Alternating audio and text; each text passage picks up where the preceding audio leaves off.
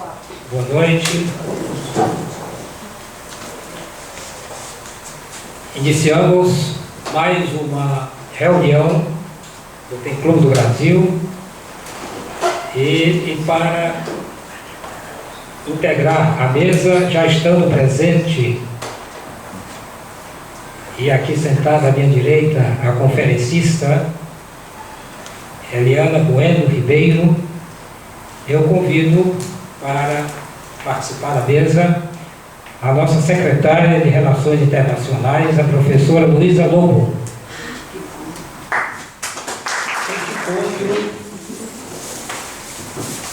está destinado a uma palestra da professora Eliana sobre Lígia Fagundes Telles,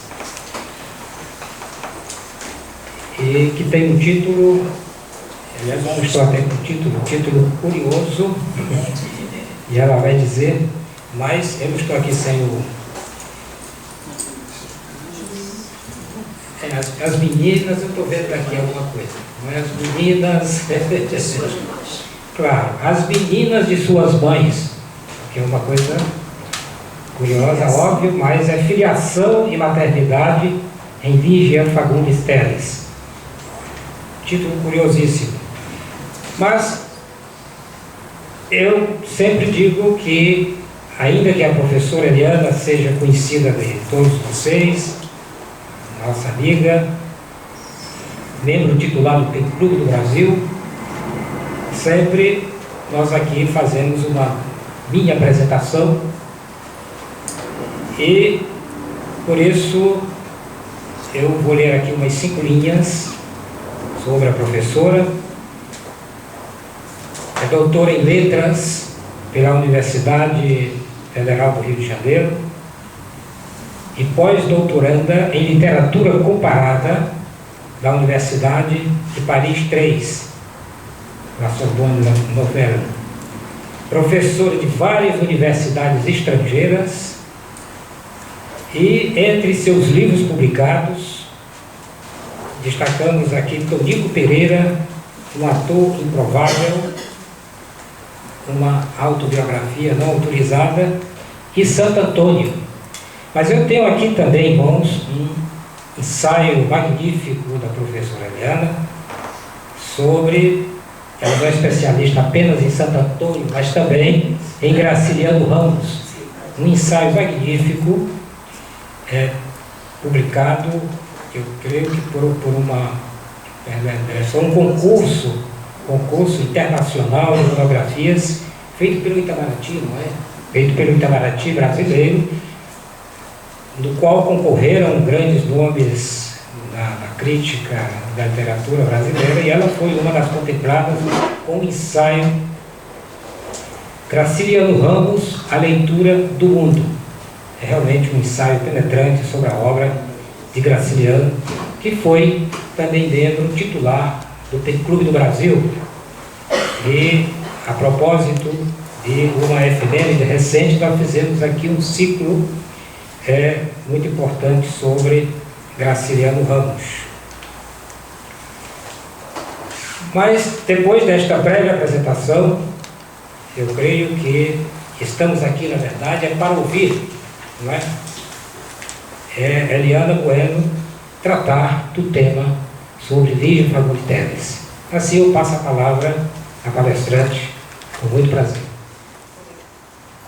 Eu agradeço a acolhida do PEN Clube, de Cláudio Aguiar, agradeço a presença de tanta gente, dos meus caros amigos, dos membros do PEN Clube que eu não conheço pessoalmente, que tenho o prazer de conhecer hoje, e dos meus inúmeros amigos que vieram aqui, que se deram ao trabalho de vir de Niterói, alguns de Niterói, outros saíram mais cedo do trabalho.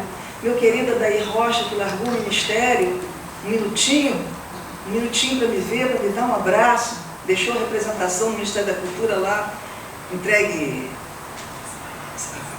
seu staff, e veio me dar esse prazer. E todos vocês, Dalma, que veio de Niterói, Helena Ferreira, Helena Parente Cunha, meu Deus, Wilson Freitas Teixeira, Clóvis Levi, Regina Richard, tantos outros. Eu não quero citar, porque senão eu vou esquecer, quer dizer, vou esquecer não, vou ter tempo de citar mais de 30 pessoas que estão aqui, mas eu queria destacar essas pessoas que excepcionalmente saíram de trabalhos, que deixaram seus trabalhos e vieram me ver. Quer dizer, eu fico muito feliz. Verinha, que largou a mãe com as suas cuidadoras, quer dizer, muita gente que deixou seus trabalhos, suas ocupações domésticas ou profissionais para me dar esse prazer. Bom, eu espero que vocês não se decepcionem, que não achem que perderam a viagem, perderam o seu tempo. Vou atacar então. Bom, as meninas de suas mães. Eu acho que os homens podem achar estranho esse título. As mulheres não. Todas as mulheres devem ter compreendido imediatamente o título e o sentido do que eu vou dizer antes que eu diga uma palavra. Porque todas as moças, todas as mulheres tiveram mãe. Mesmo aquelas que não são mães enfrentaram essa relação tão difícil, essa relação que uma teatróloga chamou de uma relação tão delicada com a sua mãe. Lígia Fagundes Teles trabalha esse tema de uma maneira muito delicada, muito curiosa, porque enviesada. Não há nenhum livro que trate disso diretamente. E, no entanto, todos tratam disso. As Meninas de Suas Mães faz referência, evidentemente, como todo mundo sabe, ao poema de Fernando Pessoa, O Menino de Sua Mãe. Bem, eu queria então começar por fazer uma breve situação de Lígia na literatura brasileira. Lígia é uma figura das letras brasileiras muito interessante, porque ela tem uma escrita aparentemente banal. A escrita de Lígia Fagundes Teles é legível, não oferece nenhum óbice de leitura. Você lê, você pode ler no ônibus, na barca, no avião. Aparentemente uma leitura sem problemas.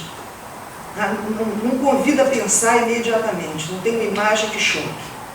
E, mais interessante ainda, ela se situa numa tríade complicada. Ela se situa entre Nélia e Clarice. Duas complicadas, entre aspas, duas grandes, mas que mostram a sua grandeza. Cada uma a seu feitio, mas todas duas exibem a sua singularidade. Lígia não. Lígia exige um olhar mais aprofundado para que você perceba a sua diferença. Bem, a literatura de Lígia compõe-se de 4 romances apenas e inúmeros contos que são rearrumados em vários livros. Um dos seus temas evidentes, um dos seus temas óbvios, é a questão feminina. E é por aí que ela tem sido vista. Não é a questão feminina no corte do feminismo, da liberação da mulher. Outro corte de Lígia é o estranho, a literatura fantástica. Nós podíamos, num outro momento, não agora, discutir o que significa literatura fantástica. Quer dizer, fazer como outras pessoas já fizeram, fazer uma análise do que significa, na verdade, o fantástico. Bem, mas então é sobre esses 2 ângulos, principalmente, que a literatura de Lígia é analisada. E Lígia é considerada uma escritora feminista, quer dizer, uma escritora cujas personagens femininas lutam por sua liberação social e existencial. Eu aqui vou dar outro viés, vou vê-la sem negar esse viés, eu vou dar outro viés. Sua literatura se situa na classe média alta. Seus espaços são todos da classe média alta. Há um único conto em toda a sua obra que se situa no outro espaço, que se chama Confissão de Leontino. E é um conto excepcional, que foi, inclusive, objeto de um monólogo feito por Kelsey-Carr. E, enfim, é um conto excepcional, pronto para ser posto em cena de novo. Todos os outros se situam entre apartamentos atapetados, entre fazendas chiques, campos de golfe, viagens luxuosas, e nesse espaço o trabalho está fora. Por mais que seja uma literatura feminista, seus personagens, com exceção de um, não trabalham. Há uma exceção, uma escritora.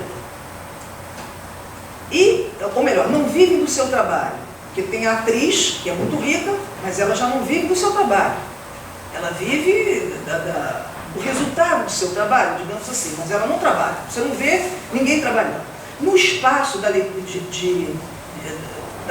ficção de Lígia, o trabalho é alienante, não é libertador. Não é pelo trabalho que a pessoa ganha alguma coisa. Não. Quando ele aparece, ele é sempre fonte de problemas, não de soluções. A crítica, como eu já disse, a crítica acentua o aspecto de ruptura das mulheres, porque as personagens centrais são sempre mulheres. E exalta essas mulheres que rompem.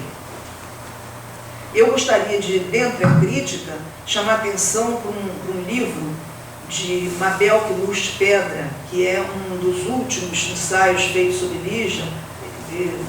Realmente me pareceu excepcional. Depois eu posso dar referência que está escrito aqui, eu não quero parar para ler, para não perder o ritmo. Bem, a minha tese é outra.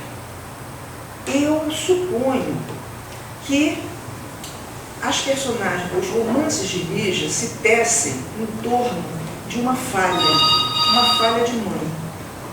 Todas as personagens se queixam da falta de mãe.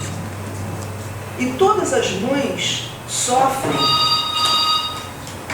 a falha de ser mãe. Quer dizer, são, entre aspas, más mães e filhas carentes, com duas vias. É isso que eu vou desenvolver. A minha tese se baseia num livro de duas mulheres, é um corte psicanalítico, freudiano, mas atualizado através de um livro de duas mulheres. Uma se chama Caroline Eliashev e a outra é uma etnóloga chamada Nathalie Heinz. Caroline Eliashev é uma psicanalista francesa.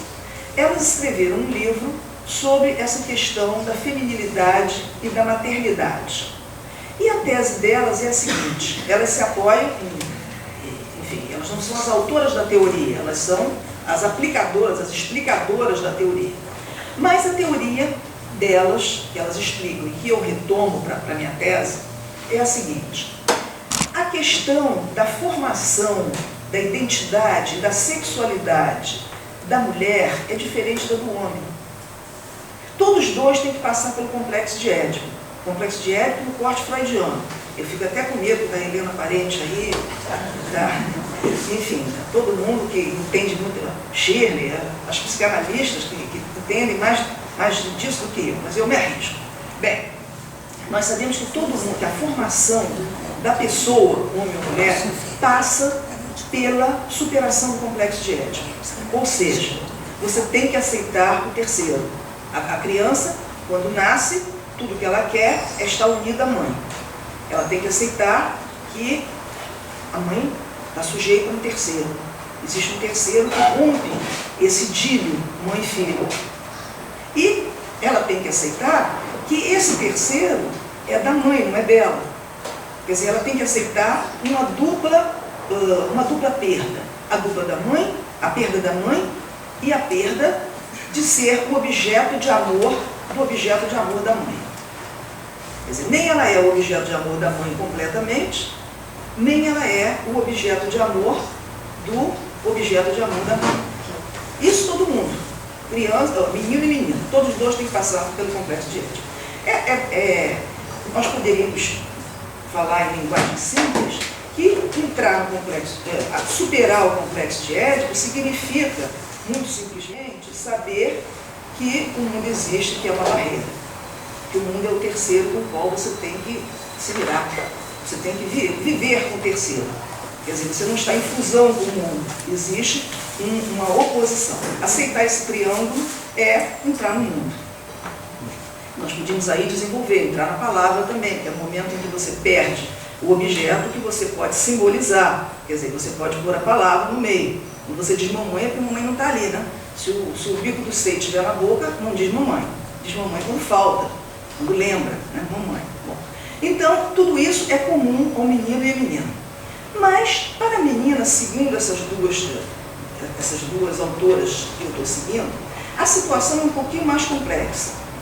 Porque a menina tem que... o menino, quando ele vai passar da fase infantil para a fase da sexualização, quer dizer, quando vai passar da fase da simbiose com a mãe para a sexualização com o outro, ele vai substituir apenas o objeto. Ele ama a mãe, ele passa a amar outra mulher, ele sexualiza o amor da mãe. Certo? Agora a menina não. A menina tem que passar do amor da mãe para o amor do amor da mãe. É um pulo a mais, é um degrau a mais. Certo? Por outro lado, existe a questão da diferença. Essa é a questão da sexualidade. Outra é a questão da diferença, da identidade. Segundo essas autoras, a questão da identidade para o menino é também mais direta, porque o menino vai se identificar se distinguindo da mãe. Ele se distingue da mãe. Agora a menina tem que se distinguir da mãe sendo igual à mãe. Quer dizer, ela não é diferente da mãe, ela é o mesmo sendo o outro. Ela não pode copiar a mãe e ela, no entanto, não é. Quer dizer, ela tem que procurar seguir o caminho da mãe, se distinguindo dela. Então, o caminho tanto da formação da sexualidade quanto de formação da identidade feminina é mais complexo. Bom, essa é a teoria. Nós agora vamos ver como é que isso entra no romance e se a minha ideia é boa, se a minha ideia se segura, né? Bom, eu vou começar com 3 romances que eu chamei os romances das filhas da mãe. Tá? São 3 romances, são os 3 primeiros. Ciranda de Pedra, Verão no Aquário e As Meninas. Bom, Ciranda de Pedra, os títulos de Lígia são títulos muito interessantes. Os títulos já dá para desenvolver a partir dos títulos. Ciranda de Pedra começa com uma imagem. É uma menina que vê no jardim da casa bonita, onde mora seu pai com as suas irmãs, seu pai separado da sua mãe com as suas irmãs, ela vê aqueles anõezinhos de jardim, que antigamente tinha em toda a casa chique, aqueles anõezinhos dando as mãos. E ela sente, a ideia é da rejeição da menina, ela sente que as irmãs e os amiguinhos chiques das irmãs fazem como uma ciranda na qual ela não pode entrar. A ciranda é fechada. Ela é irmã, mas ela não entra ali, ela é excluída. Bom, Verão no Aquário, eu falo daqui a pouco, vamos pela Ciranda de Pedra. Ciranda de Pedra é a história, o personagem central é Virgínia. Virgínia é a excluída. Ela é a menina que mora com a mãe e o amante da mãe numa casa pobre. A mãe, o amante da mãe, uma empregada malvada, perfeita, mas malvada com ela, e o amante da mãe. Enquanto as irmãs que ficaram com o pai moram numa linda casa, onde tem esse jardim, onde tem o laguinho, tem a preceptora alemã, tem as toalhas muito bem postas, as mesas lindas, as festas de aniversário que as irmãs são convidadas. Então tudo aquilo ela está excluída, a casa dela é pobre e muito triste, porque a mãe é louca. A mãe está trancada num quarto e só quem pode entrar no quarto é o amante, que ela chama de tio Daniel. E a mãe vê lá pelas tantas raízes que crescem entre os dedos. Então o tio Daniel arranca as raízes imaginárias, quer dizer, eles têm uma língua particular. Bem, e ela sofre muito, porque tudo que ela gostaria era de fazer novamente a ligação mãe-pai e que todo mundo se reunisse e que eles voltassem para casa maravilhosa, feliz. Bem, o primeiro tempo da narrativa é esse. Laura, a louca, que conta a ela, num dos seus momentos de semi-lucidez, o que se passou. E na terra, seu pai é um monstro, é um besouro, que quando faz muito barulho, quando cai de costas, não se levanta mais. em que o besouro caiu de costas. Quer dizer, ela deu uma volta no marido e fugiu com um amante. E ela então ela diz como ele a humilhava, como ele tinha, enfim, nós podemos deduzir, como ele tinha medo da sua sexualidade. Tem uma cena, por exemplo, que ela conta, em que ela está preparada para ir a uma festa, e ela está toda bonita, ela se sente linda, se olha no espelho, se sente magnífica, e aí tem vontade, quando ela olha a caixa de joias, assim, ela vê um cravo vermelho, deve ser um cravo de pano, e ela põe no decote. E quando ela chega na sala, ele olha para ela assim, com um olhar que fez murchar o cabelo, a saia, a mantilha, tudo, e diz, mas você vai assim? Isso é uma coisa vulgar? E ela então diz, eu vou assim mesmo, e vai sozinha. E nessa noite em que ela vai sozinha, ela encontra o Daniel, e no espelho eles dançam e só tinha ele só tinha eles, estavam sozinhos no salão. Tem uma música que fala disso, né? Stranger in the Night, não fala disso? Sozinho no salão, não é isso? A imagem é essa, porque é uma história dos anos 40. Quer dizer, todo esse imaginário que está ainda na nossa cabeça, quando você lê, você ouve as canções. Bom, então, ela conta isso a menina, quer dizer, como Natércia era uma pessoa má e como Daniel a acolhe e faz ela florescer. Bem, aí o romance se desenvolve em duas partes. O fim da primeira parte é naquele desespero todo, falta de dinheiro e coisa e tal, Daniel mata a louca e se suicida. Mata docemente, dá uma injeção, ela morre e ele se suicida. E entrega a menina ao pai. E ela então fica até contente. Ela não sabe ainda que ele vai se suicidar nem que vai matar a mãe, mas ele diz que ela vai morar com o pai, com o verdadeiro pai, e ela fica muito feliz, se muda para a casa do pai. E pouco depois vem a empregada dizer que aconteceu essa tragédia. E ela fica desesperada e diz, mas como? Aí ela compreende muita coisa e a empregada lhe faz a revelação brutal, que ele era o pai dela. Quer dizer, ela não é filha do Natércio. Bem, então aí tudo se esclarece, né? Por que ela mora com a mãe e com ele, por que ela não mora com as irmãs, tudo fica claro. Bem, então ela diz que quer ir para o pensionato. Ela não quer mais morar com eles, quer ir para o pensionato. O homem fica felicíssimo e ela fica no pensionato, digamos, pelo texto, parece que ela fica uns 10 anos no pensionato. Quando ela sai, a segunda parte do romance. Quando ela sai e volta para casa, ela vem com outros olhos. Ela começa a ver que toda aquela maravilha não tem chão. As irmãs não são o que ela pensava, todo mundo é infeliz, todos têm segredos.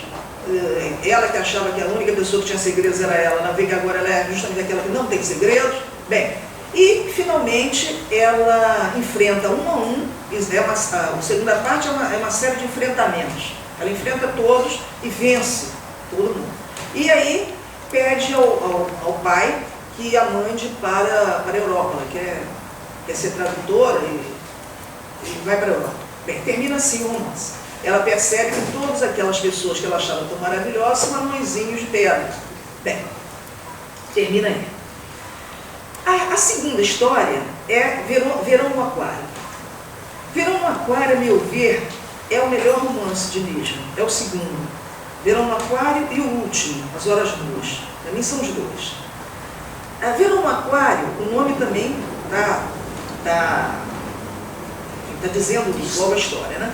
É a história de uma família em que não há homens.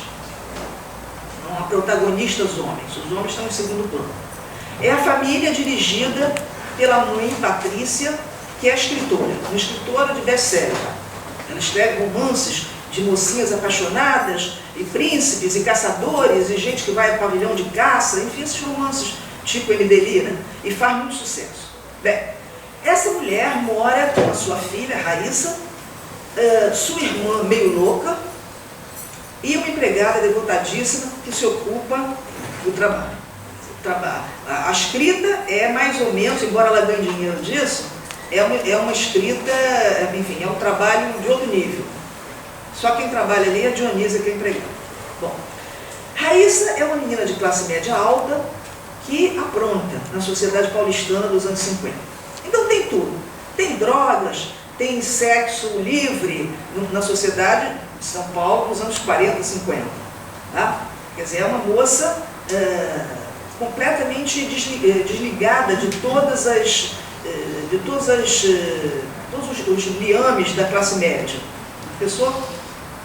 E a mãe também não se incomoda nada com isso. Bem, acontece que a Raíssa, que é a filha, quer ser pianista. Só que nesse momento em que o romance começa, que é um verão escaldante, ela está passando por um grande problema. Os seus professores declararam que o talento dela secou.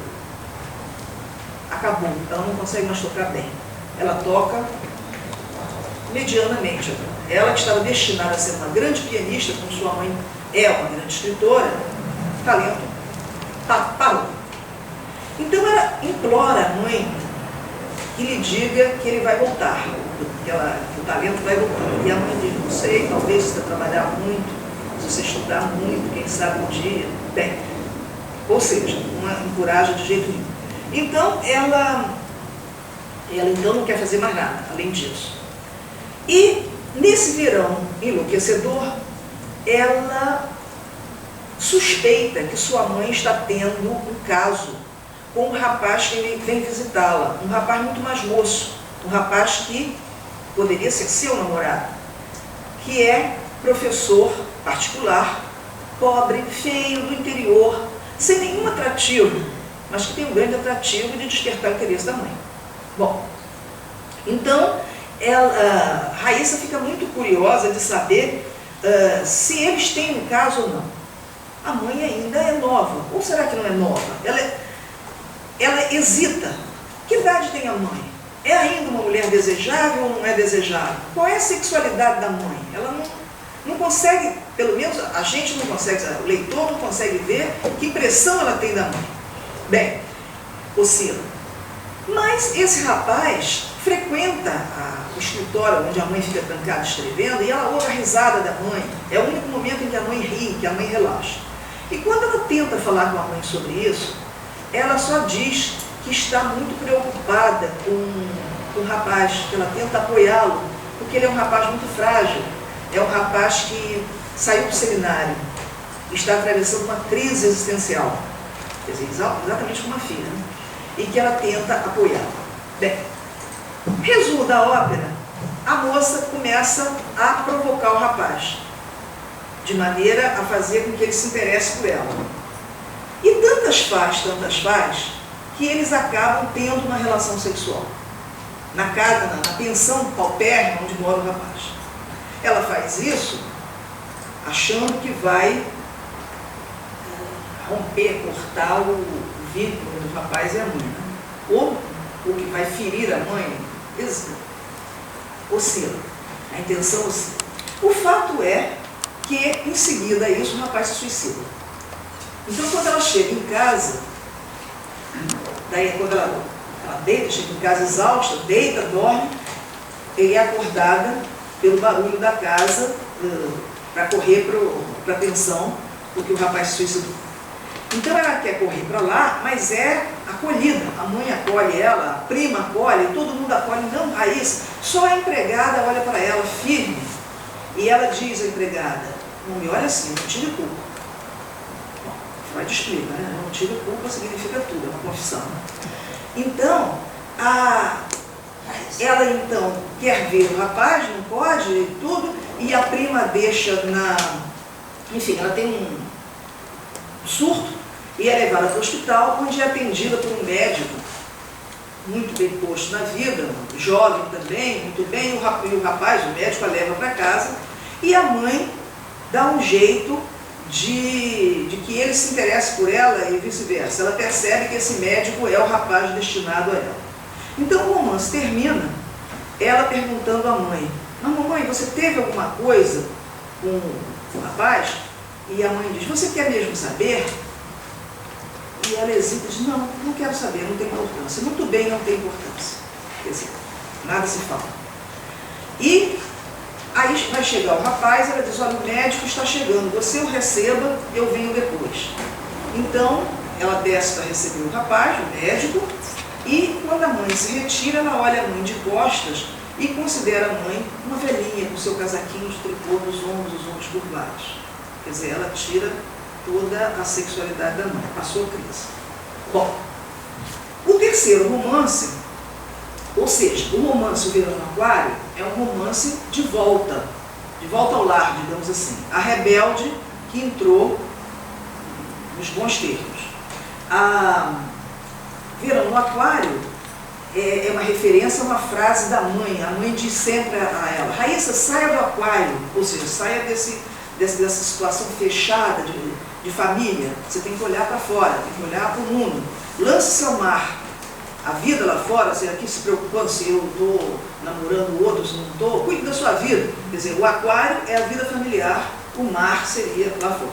Então, teoricamente, enfim, no primeiro nível de leitura, Raíssa teria saído do aquário porque estaria se relacionando com alguém que não tem nada a ver com a sua relação familiar. Bom, o terceiro romance, As Meninas, é um romance particular, um pouco diferente desses.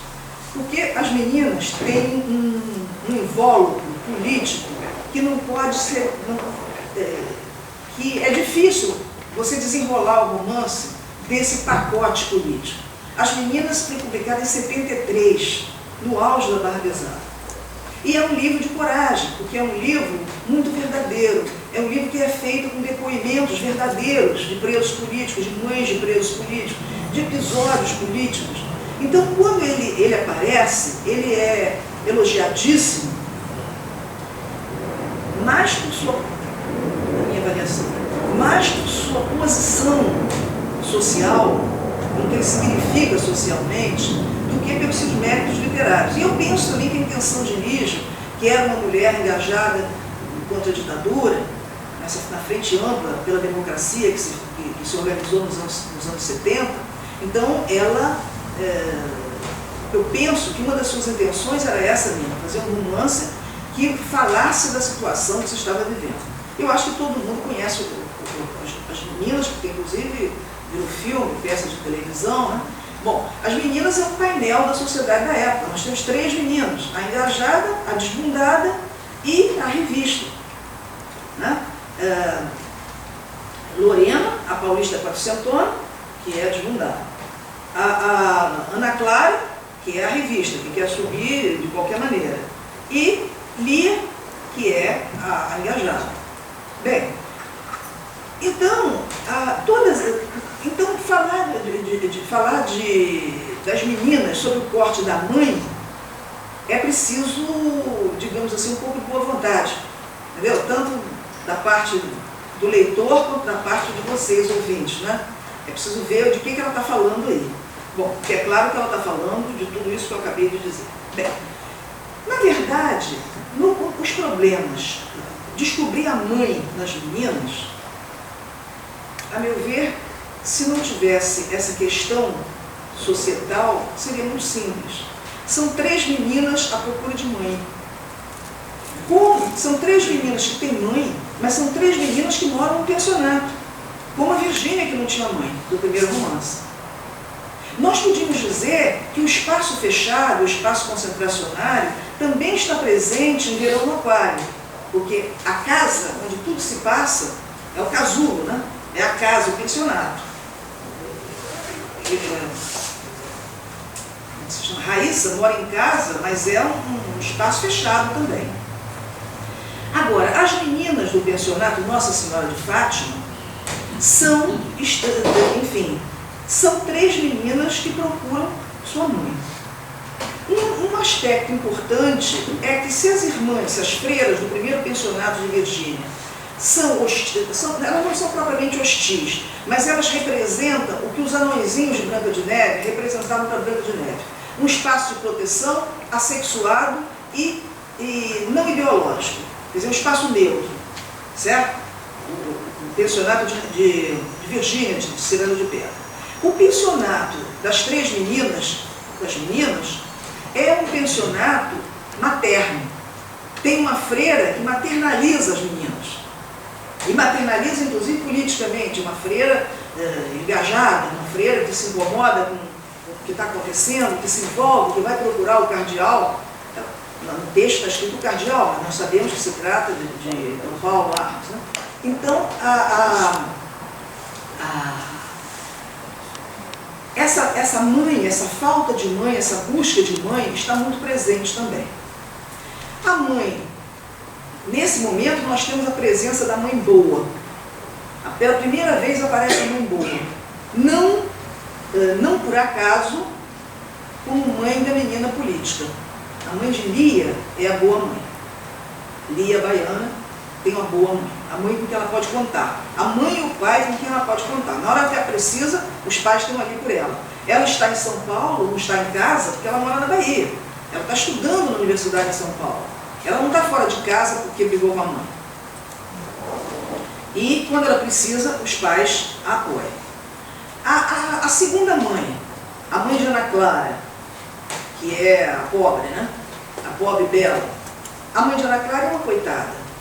É uma coitada que se suicidou, tomou fomicida, uma morte horrorosa, morreu como uma, vou citando o texto, como uma formiga, preta e encolhidinha, retorcida como as formigas, manchando o travesseiro todo de preto.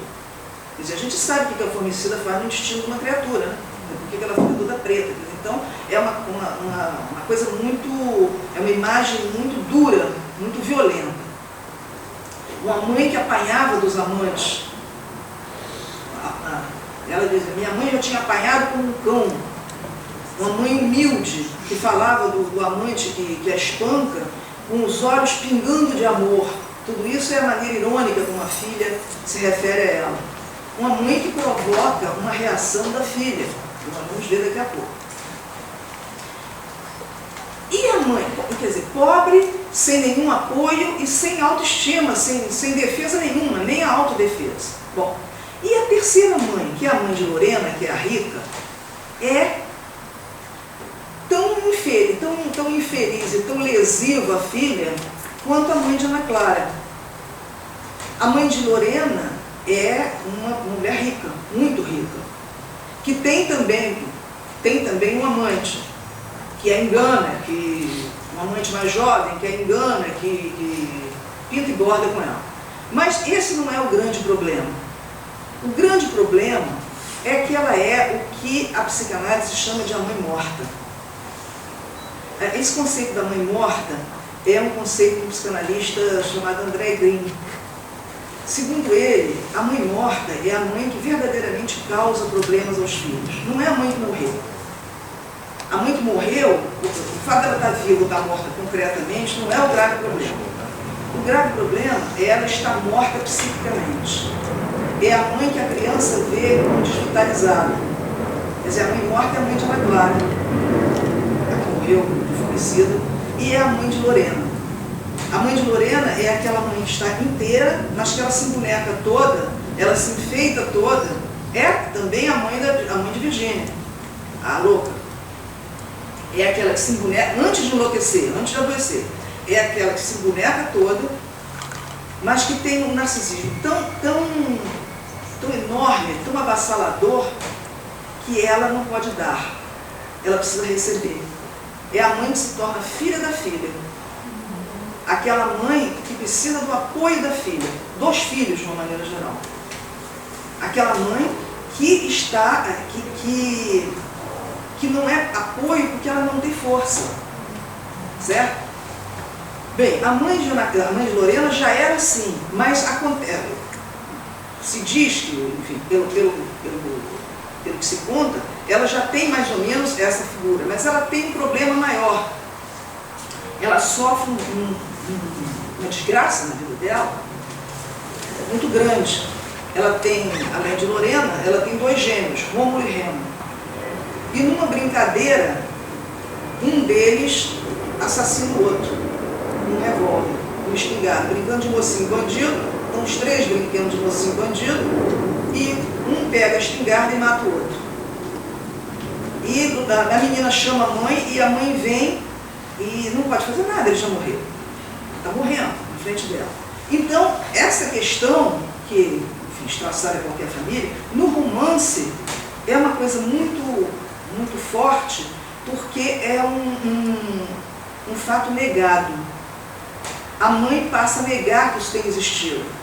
Ela é tão frágil que ela diz que ela só tem um filho, porque o outro morreu pequenininho. O outro morreu ao nascer. Eles eram gêmeos. Um morreu ao nascer. Então, no porta-retrato só tem um retrato de um. Ué, cadê o outro? Não, o outro morreu em bebê, não posso botar aqui, que são os retratos de meninos grandes. Mas Lorena disse, não, Lorena, coitada, ela fantasia. Nunca houve isso. Ela já fez milhões já passou por milhões de tratamentos psicanalíticos, psicoterápicos. Ela fantasia isso. Quer dizer, a mãe projeta na filha a sua incapacidade de aceitar a situação. Então, e a filha não pode dizer, não, mamãe, foi isso, porque senão ela mata a mãe. Então, essa é a situação da mãe morta. Bem, então, as três mães das meninas estão nesses três casos. A mãe boa e duas mães más. Duas mães más dentro do mesmo padrão.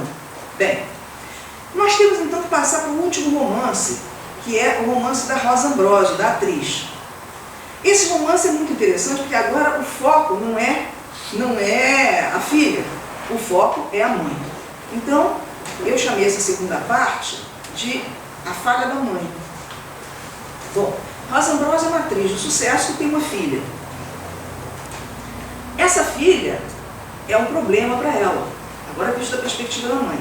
É uma menina jovem que só se relaciona com velhos. Todos os seus amantes são velhos. Sabe o que tem essa menina? É louca. Ela só se dá com esses velhos tarados, mas o que há, o que não há, bem. Enfim, e ela tem uma psicanalista que é um duplo dela. O duplo da filha. A psicanalista é jovem também. Então, a Rosa Ambrosio vai para o consultório de psicanálise fazer psicanálise.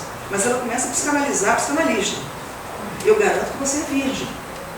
Você não se pinta por quê? Mas você não tem nenhum atrativo. Você não pensa na sua vida. E a psicanalista muda, né? Não estou aqui para falar de mim, estou aqui para falar de você. Bem, e a coisa vai nesse ponto. E a Rosa Ambrosio tem um amante, que é jovem, é o seu secretário. Mas aí que está a coisa muito interessante do romance, desse romance particular e da visão de Lígia. Não há nenhum problema em que o cara seja mais jovem do que a mãe. O problema não é etário. Ao contrário, o fato do o amante da Rosa Ambrosio é mais jovem, mas ele é o pai. É ele que toma conta dela. É ele que põe a vida dela nos trilhos. O fato que ele tenha outras namoradas, outras mulheres, isso aí o romance trata como coisa, não faz a menor diferença, porque se ele fosse mais velho, podia ser que tivesse também, não é por aí, certo? Não há nenhuma crítica a propósito da decalagem de idades entre o casal. A minha leitura, o que se coloca é que é preciso que o casal tenha uma igualdade de, enfim, um nível pelo menos próximo de maturidade. E por vezes é o contrário. O padrão é que o homem seja mais velho, mas às vezes inverte o padrão e é aí que se tem o equilíbrio. Bem, então do ponto de vista da Rosa Ambrosio, a coisa se encaminha por aí, ou seja, bem. E do ponto de vista das filhas, essa é a novidade do último romance de Lígia, que eu achei muito interessante. É o único romance em que as filhas se libertam. A filha vai-se embora, some no mundo, vai fazer um cruzeiro, 2 cruzeiros, 3 cruzeiros, deixa a mãe a ver navios, e a psicanalista desaparece, simplesmente desaparece. Uma leitura superficial veria esse romance abraçar a linha da inquietude, da estranheza, da inquietante estranheza do romance de Lígia, ou seja, do fantástico. A psicanalista some, ninguém consegue achar. Mas eu vejo de outra maneira. Eu imagino que seja a percepção da personagem principal. A moça sumiu. O que isso quer dizer?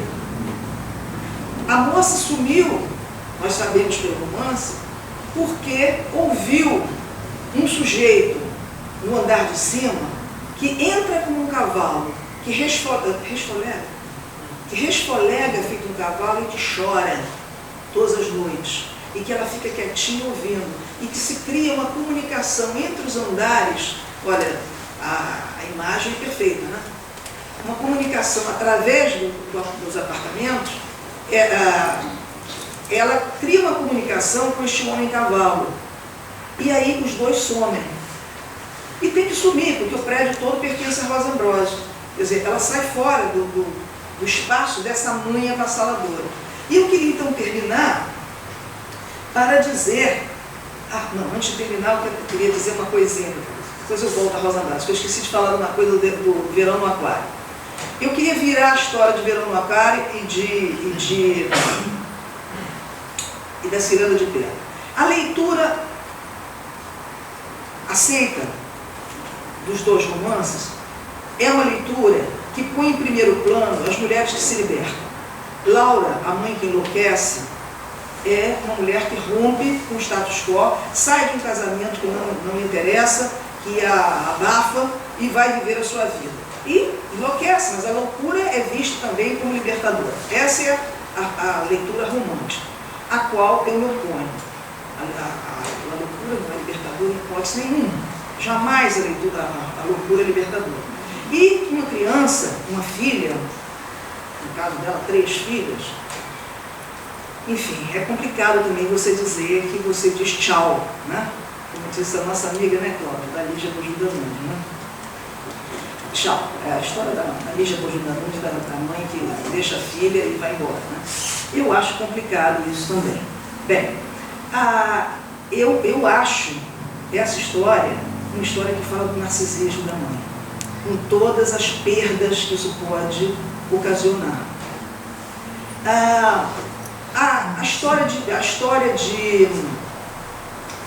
do Verão no Aquário, de Patrícia, que é a mãe, e Raíssa, que é a filha, eu vejo como uma história de controle da mãe. Quer dizer, a mãe impede a filha de seguir seu caminho. Aí, eu preciso falar só mais um segundinho, aparentemente não. A mãe tira a filha do mau caminho e lhe dá um bom casamento. Um médico, um sujeito sólido como uma árvore, é o texto, tá? Mas, na minha percepção, a história não é bem assim. Porque, veja só, a Raíssa, durante todo o romance, tenta a mãe, no sentido de atenta, como se dizia antigamente, né? Ela atenta, vai lá, persegue, chateia. Bom, seria o momento da mãe dar o corte, da mãe mostrar a sua autoridade. Dizer não, a mãe não diz nunca não. É aquela mãe fria e distante que só fala uma vez. Aí você exerce a sua liberdade. Ela não entra, não bate de frente, ela não bate boca, ela não se rebaixa a discutir com a filha. Ela fica nas suas alturas, muito nobremente, ela fala uma vez só, ela olha e deixa a filha exercer a sua liberdade. Bem, a filha lê isso com frieza. Não lê isso como exercício da liberdade, lê com frieza. Bom, a imagem que ela faz da mãe, a mãe toda vestida de branco, é da sereiazinha de Andersen, toda vestida de branco. Bem, a sereiazinha muda. Então a filha persegue a mãe o tempo todo. A mãe não dá o corte. Então, finalmente a filha comete aquilo que a mãe achava, sempre soube que ela ia cometer. Ela vai lá provocar o rapaz, e a mãe sabe que o cara é fraco, e acaba tendo relações com ele. E como a mãe supunha que podia acontecer, ele se suicida. Porque ele já tinha feito uma tentativa de suicídio antes, que ela não tinha contado a filha. Bom, muito bem, o irreparável aconteceu. Corre todo mundo para enterrar o rapaz. Raíssa entra em desespero, e aí nós temos a tragédia evitada.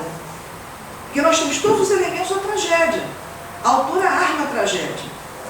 Agora seria o momento da expiação. Nós temos um horror. É preciso agora que haja a expiação. Mas a mãe impede a expiação. A mãe suspende a tragédia. E diz, não, você não teve culpa. Olha, se você não aceita a culpa, você não se livra dela. Não é? Todo psicanalista sabe disso, não precisa todo psicanalista, todo mundo sabe disso, né? Coisa mais banal da psicanálise. Se você diz, não fui eu, você fica ali toda a vida, né? Então, Raíssa é presa, não fui eu, você não teve culpa, é infantilizada. Quer dizer, a tal conversa mãe e filha, que teria que ter se dado antes, não se dá nem mesmo depois. E esse rapaz, esse bom como uma árvore, rígido como uma árvore, sólido como uma planta plantada, com raízes, é arranjado pela mãe. Então, Raíssa sai de um aquário para outro. Quer dizer, ela não vai para o mar, ela continua no espaço de autoridade da mãe. Bom, então voltando aqui à nossa atriz, e é muito curioso que esse último romance, em que o final é feliz, a personagem da mãe seja uma atriz, né? Aquela que desempenha vários papéis, como é a mãe, né? A mãe que é mulher, é amante, é mãe, é dona de casa, é escritora, enfim. Então essa atriz perde o controle da sua filha, multiplicada por 2, a sua filha mesmo e a sua psicanalista, que tem idade para ser sua filha. Né? E as meninas vão ser felizes onde elas possam, ou seja, felizes ou infelizes, mas vão cuidar da própria vida, fora do espaço de seu controle. Então eu queria terminar com 2 citações. Uma é de Bruno Bettelheim, psicanalista, que analisando a história do Barba Azul, ele diz que, entre outras leituras desse ponto tão enigmático, Barba Azul representaria uma fantasia da moça diante do homem, diante da sexualidade. E que o Barba Azul representaria não uma ideia que as moças têm ou passam a ter na relação com os homens, mas uma ideia recebida das mulheres mais velhas. Bruno Bettelheim diz que muito do medo, muito dos conflitos entre os casais não tem origem na realidade do casal, mas tem origem nas histórias que mulheres mais velhas contam às mulheres mais jovens. Quer dizer, as mulheres mais jovens já entram no casamento achando que o homem é brutal, que o homem é feroz, que o homem é um cavalo, que o homem é um centauro, que o homem é o Barba Azul. E que, na verdade, na realidade, eles nem acham isso. Quer dizer, o sexo é pintado, o sexo no sentido amplo, não é só a relação carnal. O confronto de sexos é pintado para as mulheres como uma coisa brutal, ou melhor, dizendo de outra maneira, a brutalidade do encontro de sexos, que existe evidentemente, tanto no ponto físico quanto no plano cultural, é pintada como só negativa para as jovens mulheres pelas mulheres mais velhas, que não permitem, aí vai longe, né? O ciúme, por inveja, o Jalaquado, nem a Branca de Neve com a Rainha Malvada no vento. Por ciúme e por inveja, as velhas não permitem que as jovens tenham suas próprias experiências. E aí, agora para finir mesmo, para terminar mesmo, eu queria lembrar Caetano Veloso retomando Coelho Neto, né? Ser mãe é desfolhar, fibra por fibra, o coração dos filhos. É Mãe e Coragem, do Caetano Veloso. Esse poema do Coelho Neto, que acho que todo mundo conhece, né? Muito obrigada pela paciência.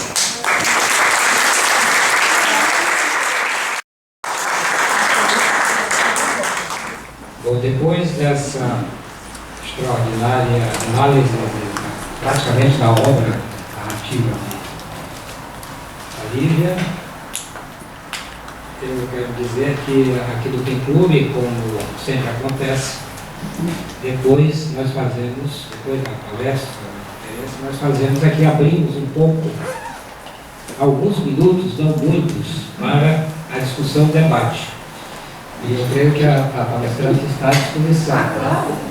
Mas antes disso, eu quero fazer aqui uns registros de autoridades, figuras ilustres, que sempre estão nos prestigiando E aqui, por exemplo, nós estamos com a presença de Maria Leda King, que é presidente do Conselho, que está lá atrás.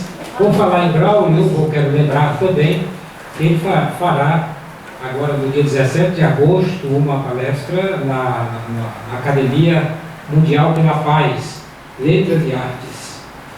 Será na Federação das Academias, aqui no centro do Rio. E falará sobre essa de Queiroz nos funerais de Dom Pedro II, também uma curiosidade desse tema. Mas continuando com os registros, temos aqui também a presença da nossa conselheira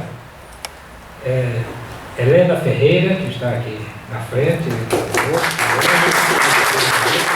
Está entre nós também Alberto Araújo, que é um representante aqui da Academia Niteroense de Letras.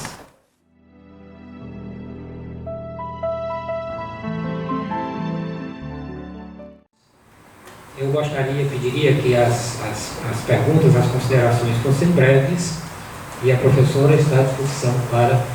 Eu começaria então perguntando apenas para dar o pontapé inicial o seguinte: nestes 4 livros, aqui que foram, de certo modo, resumidos com toda a sua carga, digamos, de enredo e tal, você teria, Eliana, uma espécie de imagem unitária, uma imagem que unisse assim esses 4 livros, já que se trata então da questão das meninas, das filhas? Qual seria? Eu diria que a imagem que une todos é da menina perdida, da menina em busca de mãe. Essa é a imagem que me parece unir os 4 livros. É o tema, eu diria o tema oculto dos 4 livros. A dificuldade de ser filha. Eu notei nos vários livros, 4 livros, que todas as mães são muito complicadas. Ela teve uma complicação pessoal ou é ficcional, a autora? Com a mãe? Foi pessoal ou ficcional? Olha, isso aí é, digamos, um dos mistérios, né, da criação literária. Porque eu acho que complicação com a mãe, todo mundo teve. Todo mundo teve. Mas o fato dela falar de mães complicadas, eu acho que não pode dizer, a biografia dela pode levar você a concluir isso ou o contrário. Entendeu? Pelo que eu li na biografia dela, eu estou falando que é público, né? Ela publicou isso, né? Ela é filha de um casal que se separou consensualmente, sem brigar, sem coisa nenhuma, sem que ninguém soubesse. O pai muda para cá, a mãe muda para cá, anuncia, tudo. Quer dizer, na minha cabeça, eu fiz uma ideia de que ela seria filha da Patrícia Escritora, uma mulher que não perde a linha, entende? Uma mulher que pode acontecer o que acontecer, o mundo cai, mas eu controlo, certo? Agora, e será isso? Ou isso será uma observação de outras coisas que ela viu? O mistério da criação literária está aí, né? Às vezes a pessoa vive uma coisa e justamente porque vive, não fala dela, fala do contrário. Né? Eu gostaria de fazer uma pergunta. Eu conheço Lígia Fagoldina, convivo através da família Rocha Azevedo, Alves de Minas. Lígia é muito paulista. Aqui, a cabeça da Lígia é São Paulo.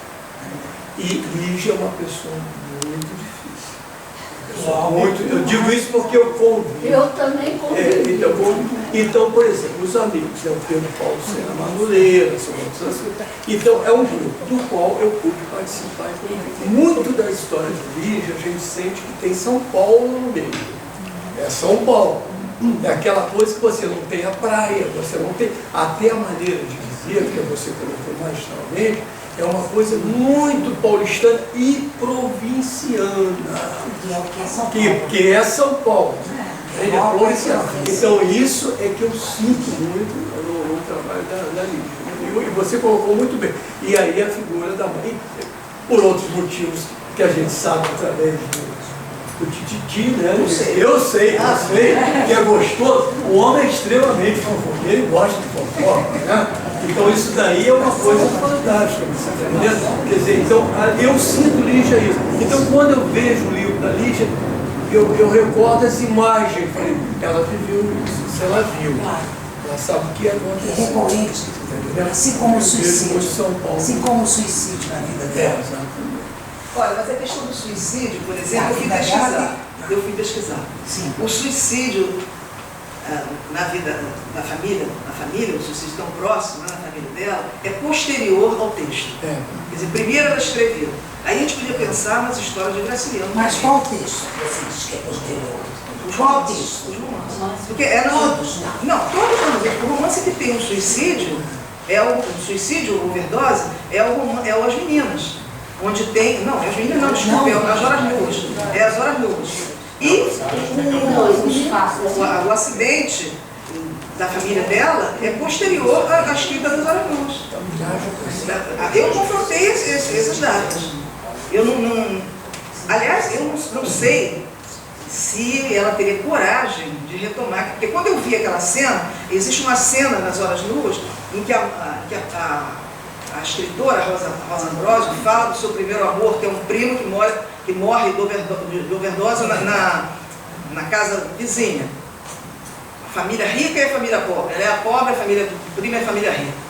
Ele é filho da tia querida, então ela vai lá toda vestida também, toda linda, para se mostrar e encontra o rapaz morto.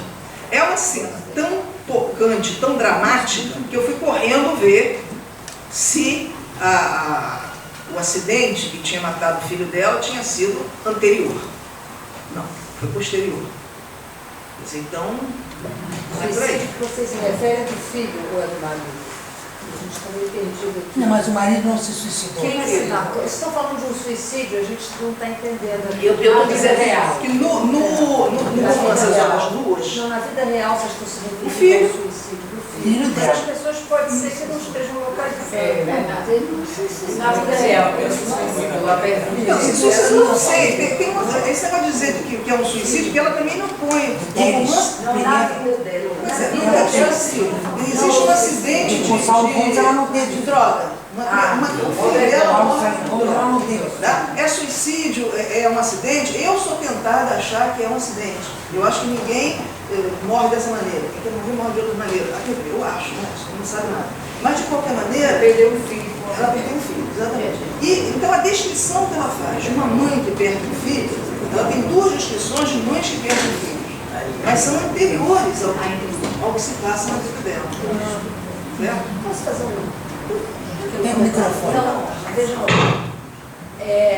a Lígia esteve na UFRJ, né? Ela é uma pessoa muito forte. Ela disse, não me deem flores, pelo amor de Deus, eu vou pegar o voo Rio-São Paulo com essas flores, me dê um envelopinho com dinheiro. Eu falei, mas tem um pouquinho, quero que colabore em título para a Lígia Fagundes Teres. Não, eu prefiro, porque normalmente eu jogo as flores, o buquê de flor, no bidê do hotel. Ai, que horror! Ela estava... É uma coisa Não, mas ela disse... Porque ela estava hospedada no Hotel Glória. Mas como é que ela ia embarcar uma senhora, né? Já tem uma bengala? Ela é muito complicada. Mas acho que é uma pessoa prática. Ela também falou que era procuradora do Estado de São Paulo, que tinham cortado o salário dela pela metade, que era uma recomendação nos tempos em que se tinha preocupação com os cofres públicos, né? E pela vida dela, pelo que a gente vê, ela é ela comentou sobre isso, quando ela falou no Niel, nosso núcleo da mulher, que ela começou a vida com dificuldades financeiras e foi por isso que ela fez educação física. Porque ela precisava de ter um emprego rápido, era uma mulher linda, né? E ela, a gente fica, bom, fez educação física, ficou linda até deitar. E depois é que ela foi ser procuradora do Estado, ter uma carreira mais intelectual. Quer dizer, houve um momento na vida dela de crise financeira, que ela foi procurar uma profissão.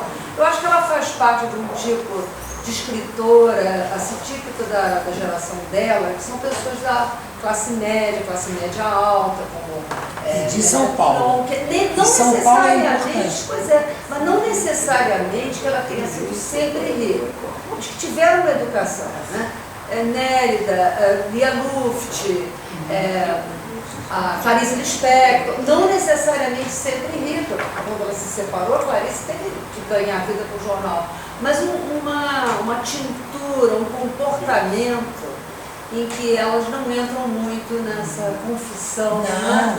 Confissão da vida íntima. É um tipo de escritora da década de 50, 60, um tipo de educação, né? Que hoje nós queremos uma coisa mais próxima, até demais pelos goles, né? Mas um pouco mais confessional, que não faz parte desse perfil. Se elas tivessem um pouquinho só, da Hilda List.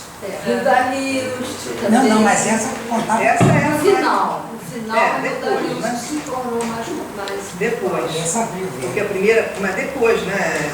Tem uma cultura. Mas alguma vez abriu. Alguma vez abriu.